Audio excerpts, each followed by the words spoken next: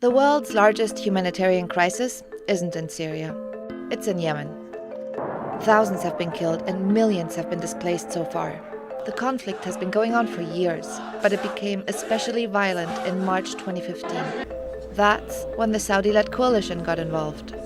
Now, the poorest country in the Arab region has become the violent playground for regional and international powers. So, how did it all start? After the Arab Spring toppled dictators across the Middle East, Yemenis wanted change too. Their president, Ali Abdullah Saleh, was forced to hand over power to this guy, his deputy Abd Rabbo Mansour Hadi, in November 2011. But the political transition to Hadi failed. There was massive unemployment, food insecurity, suicide bombings, and a separatist movement in the south. All that ended up sparking the war. On the one side, you had the Houthis, a political Shia rebel group, and people loyal to former President Saleh. On the other side, you had forces loyal to the new Hadi government.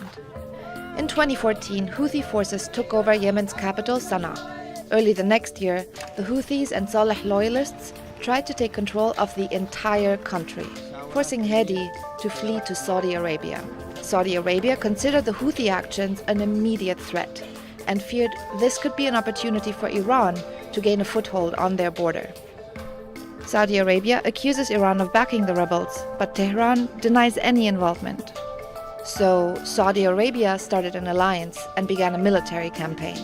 It's had a devastating impact, with more than 10,000 people killed since February 2014, and forcing more than 3 million people to flee their homes. Several other countries are supporting this alliance with weapons, intelligence, or logistics. Qatar was expelled from that coalition June 2017. The Saudi-led coalition wants to restore Hadi's government, but it's been unable to take back the north of the country, including its capital Sana'a. Meanwhile, fighters from Al-Qaeda in the Arabian Peninsula and affiliates of ISIL have taken advantage of the chaos. They seized parts of the south and stepped up their attacks in government-controlled Aden. As in every war, civilians are bearing the brunt of this one.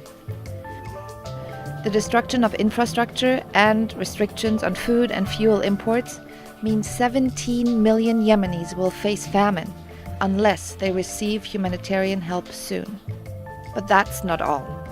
One fear is that international aid isn't getting to those who need it the most, making a cholera outbreak all the more difficult to control. Saudi actions have exacerbated the outbreak, but it can't be blamed on airstrikes alone. The majority of the outbreaks are in Houthi-governed areas, where they've failed to manage the garbage and sewage that's filling the streets. And to make matters worse, 2/3 of Yemenis don't have access to clean water. So, where does that leave us?